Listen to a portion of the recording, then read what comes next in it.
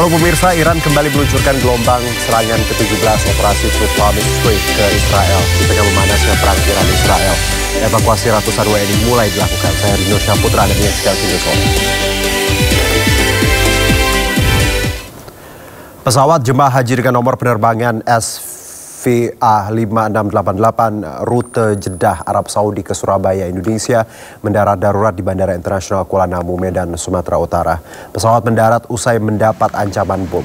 Pesawat jemaah haji dengan rute Jeddah Arab Saudi menuju Surabaya, Jawa Timur mendarat darurat di Bandara Kuala Namu, Medan pukul 9.35 waktu Indonesia Barat. Pesawat Saudi Air ditumpangi 376 penumpang dan 13 kru pesawat mendarat darurat usai mendapat ancaman bom. Pendaratan darurat pesawat jemaah haji dilakukan demi menjamin keselamatan penerbangan. Emergency Operation Center Bandara Internasional Kuala Namu juga telah diaktifkan untuk memastikan prosedur penanganan keadaan darurat berjalan optimal dan sesuai ketentuan. Semua penumpang dan kru juga telah melalui pemeriksaan di terminal bandara. Pihak Angkasa Pura Bandara Internasional Kuala Namu memastikan operasional bandara tetap berjalan normal dan kondusif, serta seluruh penerbangan dari Bandara Kuala Namu berjalan sesuai jadwal.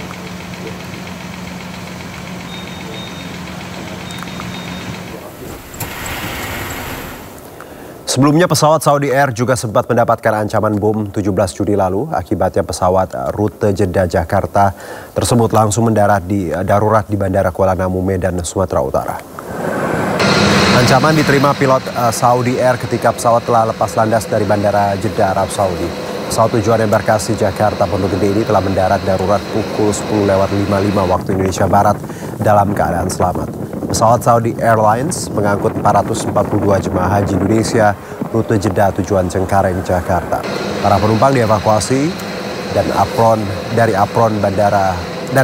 Bandara Kuala Namu ditutup. Komando Pasukan Gerak Cepat dan Polresta Deli Serdang langsung menuju ke Bandara Kuala Namu.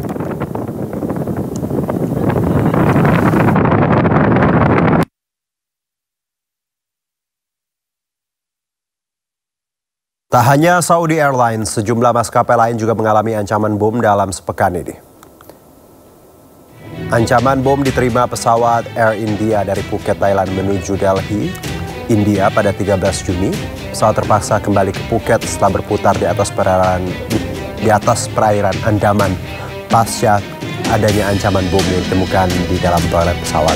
Sementara itu pesawat Lufthansa dari Frankfurt, Jerman menuju Hyderabad, India dipaksa kembali ke Frankfurt Senin kemarin usai mendapat ancaman bom di pesawat. Saat itu pesawat masih berada di luar wilayah udara India.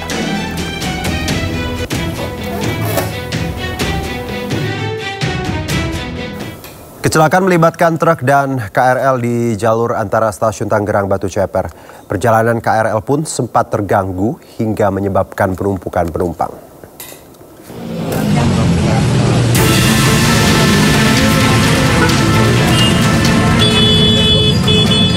Sebuah kecelakaan melibatkan truk dan rangkaian kereta komuter lain atau KRL yang tengah melaju dari stasiun Tangerang menuju stasiun Duri pada Jumat pagi. Insiden tersebut terjadi di jalur antara stasiun Tangerang dan Batu Ceper. Truk pun sempat terpental menabrak sebuah mobil dan juga mengenai 2 unit sepeda motor yang berada di sekitar lokasi kejadian. Akibat kejadian ini, terjadi kerusakan pada kereta dan sejumlah orang terluka. Tampak bagian depan KRL atau kabin masinis mengalami kerusakan. Pintu depan masinis juga terlihat hampir copot.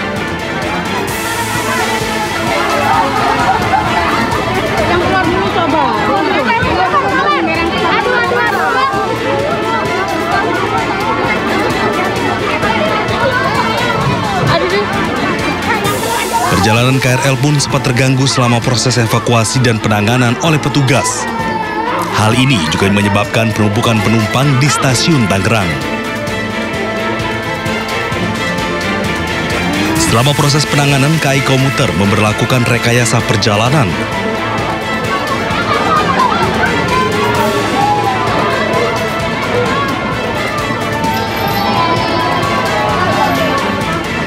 Kereta dari arah Duri hanya melayani sampai stasiun Batu Ceper, sementara lintasan menuju stasiun Tangerang untuk sementara tidak dilalui. Diketahui proses evakuasi kereta dan truk kini telah selesai dilakukan. Dari Tangerang, Banten, Tim Liputan iNews melaporkan.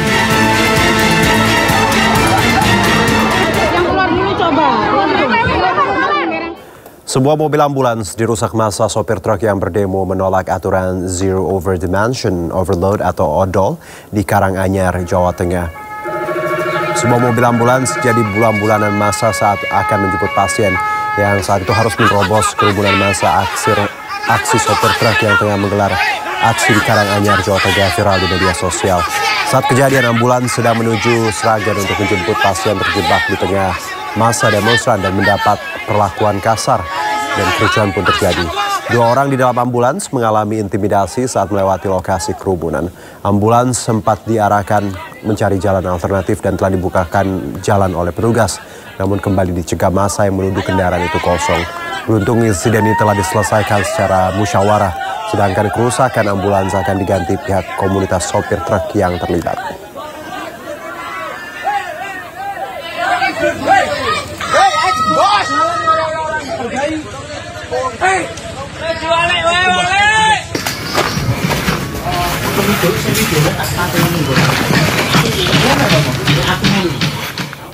Ya, ketegangan mewarnai unjuk rasa menuntut truk over dimension overload atau ODOL bisa tetap beroperasi di Pemalang, Jawa Tengah.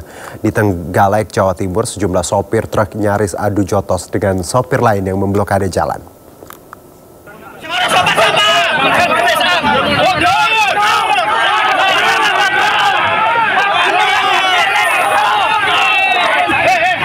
Ketegangan sempat terjadi antara massa demonstran dengan awak bus pariwisata karena nekat melintasi perempatan pintu keluar tol Gandulan Pemalang yang diblokir menggunakan armada truk Jumat sore. Ratusan sopir truk dari berbagai komunitas di Pekalongan dan Pemalang, Jawa Tengah ini menggelar aksi unjuk rasa di Jalan Pantura. Kendaraan truk yang diparkir menutup Jalan Pantura ini membuat arus lalu lintas macet total. Petugas Satlantas Polres Pemalang mengalihkan arus menggunakan jalan alternatif dan sebagian diminta putar balik. Mereka menuntut agar truk over dimension overload atau ODOL bisa tetap beroperasi. Truk ODOL sering ditilang dan menambah beban biaya perjalanan sopir.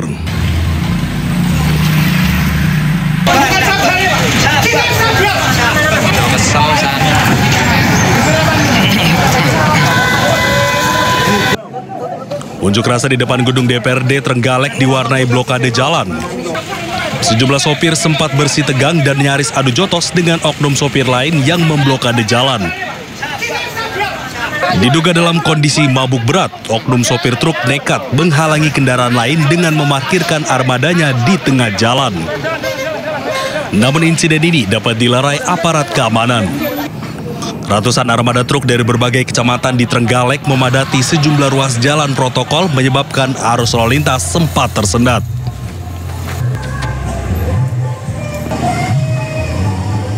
Kita beralih ke informasi berikutnya. Pemirsa, puluhan anggota KKB pimpinan Kalenak Murib menyerang perkampungan Lambera, distrik Yugu Muak, Kabupaten Puncak, Papua. 3 orang meninggal dan 4 warga lainnya terluka.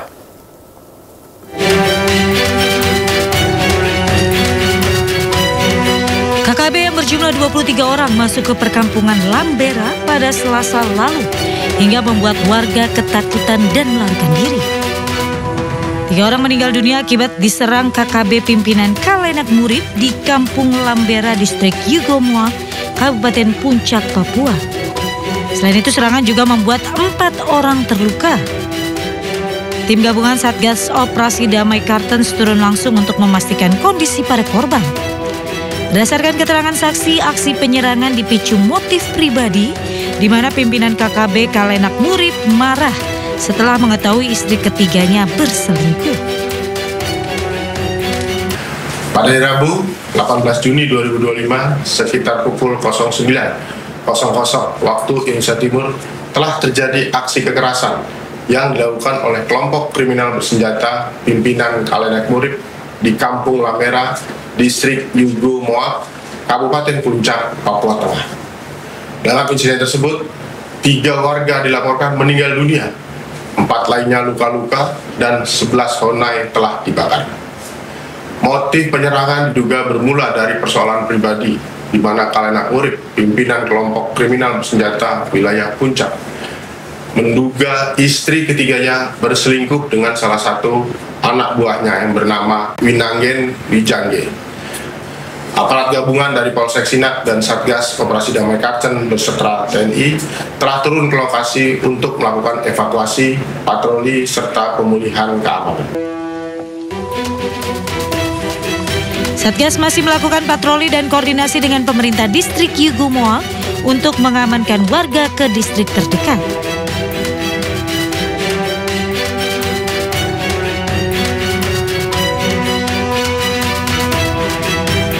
Pengemudi ojek daring di Jakarta dikejutkan dengan pesanan mencurigakan berisi narkoba. 1 gram sabu diselundupkan dalam kemasan biskuit dan nyaris terkirim ke tangan pemesan.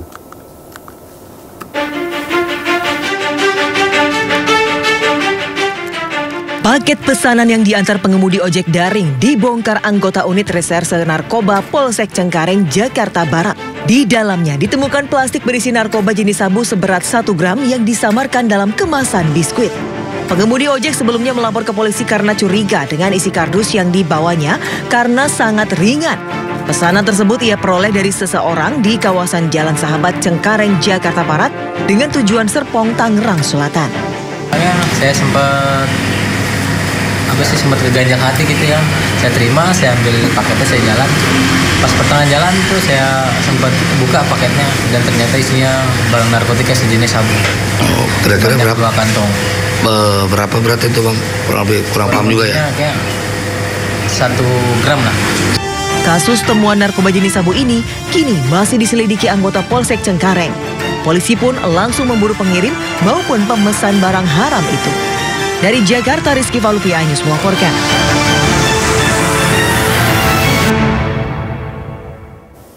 Sepekan ini masyarakat dikejutkan pembunuhan berantai 3 mahasiswi di Padang Pariaman, Sumatera Barat. Polisi menelusuri lokasi pembunuhan mutilasi terhadap korban Septia Adinda dan menemukan 6 potongan tubuh korban.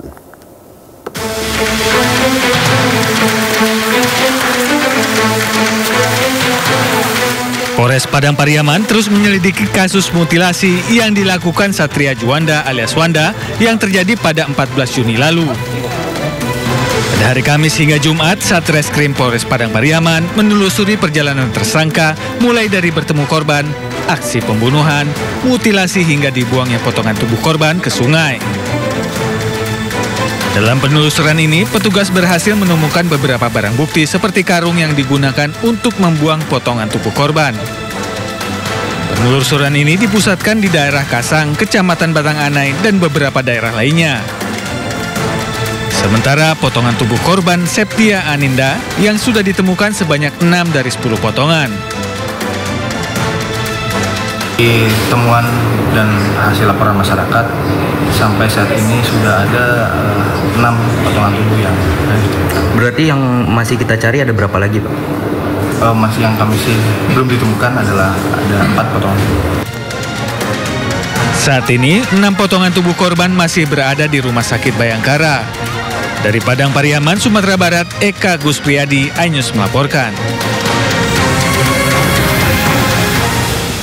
Pemirsa, Ibunda Rizka Paramita Rusdi, korban mutilasi yang menderita penyakit jantung, meninggal dunia. Korban kaget usai mengetahui pelaku ternyata calon suami anaknya sendiri.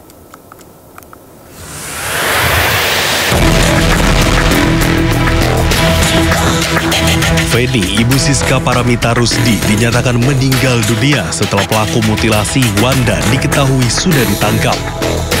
Pasalnya, Wanda merupakan calon suami anaknya yang diketahui juga sebagai pelaku pembunuh anaknya yang hilang pada tanggal 12 Januari 2024 lalu. Berdasarkan keterangan kakak dan tante dari korban Siska, selama ini Wanda lah yang ikut mencari dan melapor ke pihak kepolisian. Selain itu, pelaku juga sering membantu sehingga tidak sedikit pun kecurigaan mereka pelaku pembunuhan Siska adalah Wanda. Dengan ditangkapnya Wanda, keluarga berharap ia dihukum mati karena akibat hilangnya Siska ini, ibu dan ayah mereka juga meninggal dunia. Soalnya kan karena ekonomi juga kan bang, nggak apa-apa selesai kuliah dulu tanggung. Iya selesai kuliah, taunya sebelum selesai kuliah Cika hilang. Kayak ibu tuh kayak udah anggap anak sendiri. Wanda tuh kan kayak rasa kehilangannya kayak keluarga sendiri, kayak main ke rumah, kasih THR apapun, pokoknya kayak perhatian luar biasa gitu. Kayak sampai kami tuh nggak nyangka kalau dia tuh yang jadi itu, keluarga Cika nggak nyangka ya pelakunya Wanda. Tahu otomatis ibu shock lah, orang yang dipercaya udah dianggap anak sendiri membunuh anak sendiri gitu. Berkhianat gitu ya. Berkhianat. Almarhumah Feni telah dikebumikan Rabu malam. Sementara keluarga masih menunggu jenazah atau kerangka mayat Siska yang masih diotopsi di Rumah Sakit Bayangkara Padang. Dari Padang Pariaman, Sumatera Barat, Eka Guspriyadi, iNews melaporkan. Ya, pelaku pembunuhan mutilasi di Padang Pariaman ternyata juga membunuh 2 mahasiswi lainnya yang dilaporkan hilang tahun lalu. Jasad kedua korban ditemukan dalam sumur tua di belakang rumah pelaku.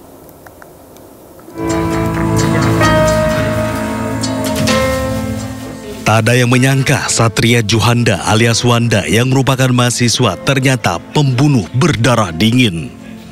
Terungkap pelaku pembunuhan mutilasi terhadap Setia Ananda ini juga membunuh 2 mahasiswi lainnya, Adek Gustiana alias Dede dan Cika tahun lalu. Polisi menemukan jasad Dede dan Cika berupa tulang belulang setelah menggali sumur tua di belakang rumah pelaku. Dari rumah pelaku, polisi juga menyita senjata tajam yang digunakan pelaku untuk membunuh korbannya. Yang memang benar dari hasil pengembangan, kami ada menemukan dugaan tindak pidana lainnya. Kemudian kami ada juga menemukan tulang belulang yang saat ini sedang dibawa ke Rumah Sakit Bayangkara. Keadaan ditemukan tulang belulang itu masih utuh atau sudah tercerai berai atau gimana?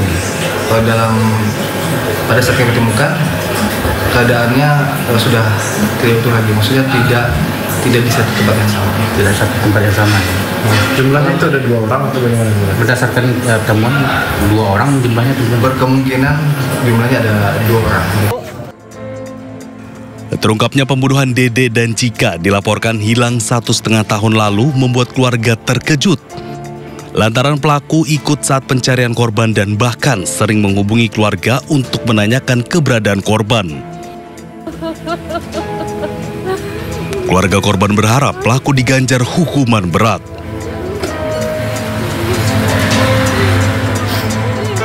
Cepatnya lah. Pelaku sendiri ya Pak, dihukum seberat-beratnya.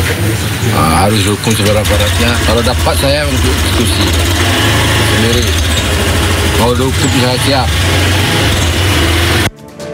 Wanda kini jadi pelaku 3 kasus pembunuhan. Pembunuhan yang dilakukan terhadap Setia Adinda tergolong sadis. Pelaku memutilasi tubuh korban dan potongan tubuhnya ditemukan di sejumlah lokasi berbeda. Identitas pembunuhan mutilasi terungkap dikenali dari cincin plastik di jari manisnya yang dirajut khusus oleh teman korban dan selalu dipakai sehari-hari. Pembunuhan dipicu sakit hati korban tidak membayar utang sebesar 3 juta rupiah. Tim Liputan iNews melaporkan.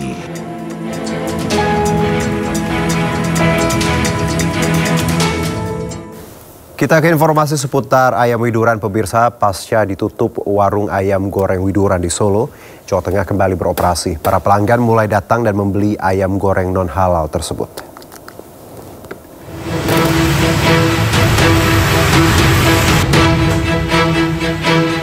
Inilah suasana di warung ayam goreng widuran Kota Solo.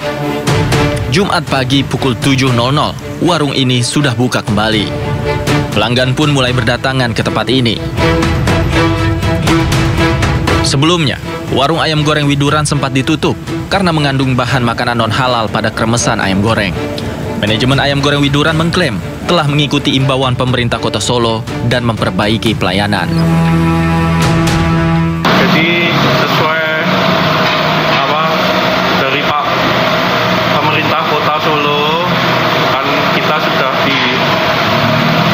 diperbolehkan buka kembali, beritanya dari minggu lalu kita juga merespon hal tersebut dengan baik.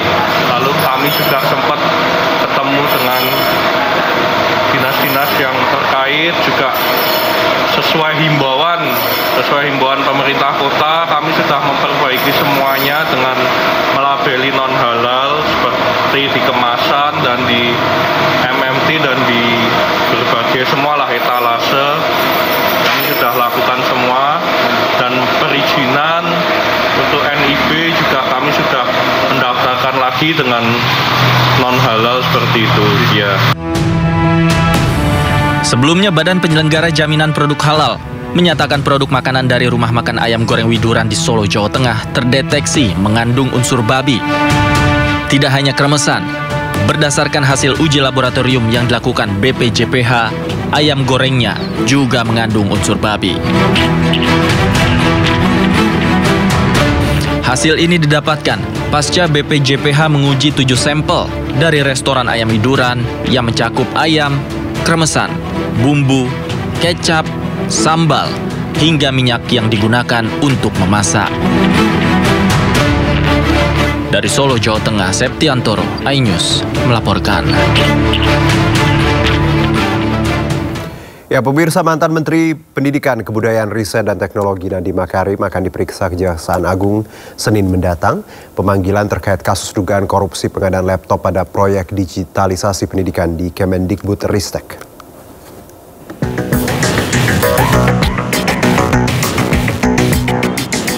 Kepastian jadwal pemeriksaan terhadap mantan Menteri Pendidikan, Kebudayaan, Riset, dan Teknologi Nadiem Makarim disampaikan Kepala Pusat Penerangan Hukum Kejaksaan Agung Harli Siregar. Nadiem dipanggil ke Gedung Bundar Jampitsus pada hari Senin tanggal 23 Juni 2025 sekitar pukul 9 pagi. Mantan Mendikbudristek tersebut akan diperiksa dalam kapasitasnya sebagai saksi dalam kasus dugaan korupsi pengadaan Chromebook terkait proyek digitalisasi pendidikan di Kemendikbudristek periode 2019 hingga 2022 yang menelan anggaran sebesar 9,9 triliun rupiah. Penyidik ingin menggali keterangan Nadiem Makarim mulai dari proses pengadaan, pelaksanaan, hingga fungsi pengawasan yang dijalankan terhadap pengadaan barang. Penyidik sudah melakukan penjadwalan dan pemanggilan terhadap Saudara Nadiem Makarim ya untuk diperiksa sebagai saksi pada hari Senin tanggal 23 Juni ya, 2025 yang akan dilaksanakan di Gedung Bundar dan direncanakan dimulai pukul 9. Pengadaan laptop ini merupakan ambisi Nadiem ketika menjabat sebagai menteri yang terangkum dalam kebijakan digitalisasi pendidikan.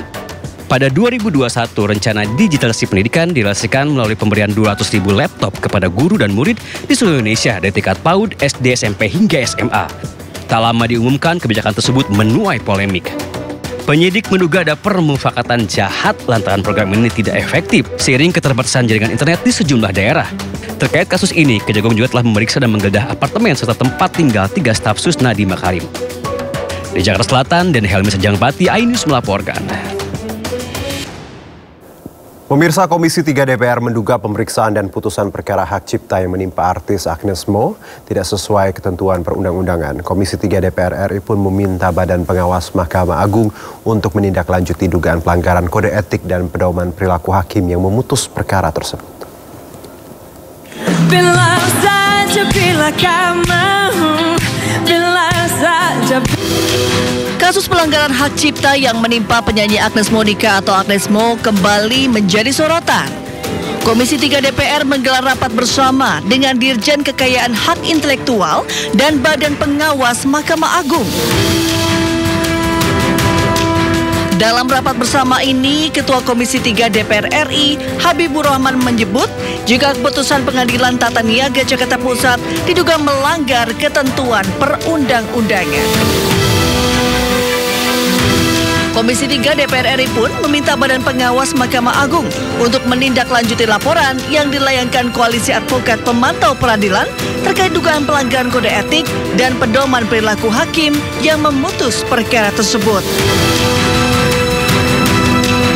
Komisi 3 DPR RI meminta kepada Bawas Mahkamah Agung untuk menindaklanjuti laporan yang disampaikan oleh Koalisi Advokat Pemantau Peradilan terkait dugaan terjadinya pelanggaran kode etik dan pedoman perilaku hakim pada Pengadilan Negeri Jakarta Pusat yang memeriksa dan mengadili perkara dengan register nomor 92/PDT-sus-HK-Hak Cipta 2024 PN Niaga Jakarta Pusat yang diduga pemeriksaan dan putusannya tidak sesuai dengan ketentuan perundang-undangan.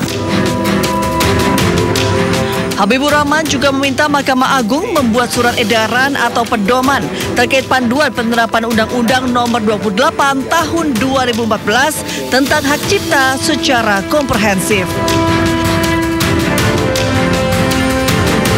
Sebelumnya pada 30 Januari lalu, Hakim Pengadilan Niaga Jakarta Pusat menyatakan Agnes Mo melanggar hak cipta karena menyanyikan lagu Bilang Saja tanpa izin kepada komposer. Agnes Mo pun diwajibkan membayar denda sebesar 1,5 miliar rupiah kepada Ari Bias selaku pencipta lagu.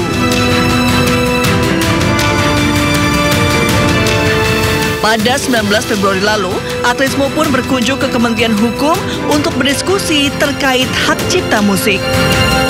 Agnes mengaku masih banyak musisi dan penyanyi yang kebingungan menerapkan undang-undang hak cipta yang ada saat ini. Tim Liputan iNews melaporkan. Kita ke informasi lain, pemirsa. Retret Kepala Daerah gelombang kedua kembali digelar Kemendagri di Jatinangor, Jawa Barat mulai Minggu besok. Para kepala daerah siap mengikuti retret yang akan digelar selama 5 hari.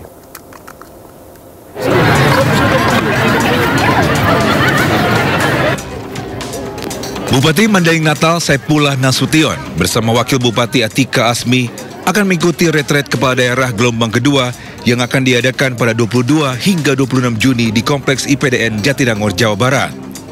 Pasangan kepala daerah ini mengaku telah melakukan berbagai persiapan, mulai dari fisik hingga mental agar lebih siap menjalani retret. Rencananya Saipullah dan Atika akan datang ke IPDN pada hari Minggu dan akan langsung mengikuti berbagai kegiatan dan program yang diberikan. Oh iya, tentu kami siap ya. Kami siap untuk mengikuti semua program yang akan diberikan kepada kami. Terdapat 87 kepala daerah yang akan mengikuti retret gelombang kedua, terdiri dari 3 pasangan gubernur, 3 pasangan wali kota, dan 38 pasangan bupati. Para kepala daerah yang akan mengikuti retret gelombang kedua ini merupakan kepala daerah yang belakangan dilantik karena sebelumnya menghadapi sengketa di Mahkamah Konstitusi. Dari Madinah, Sumatera Utara, Ahmad Hussein Lubis, iNews melaporkan.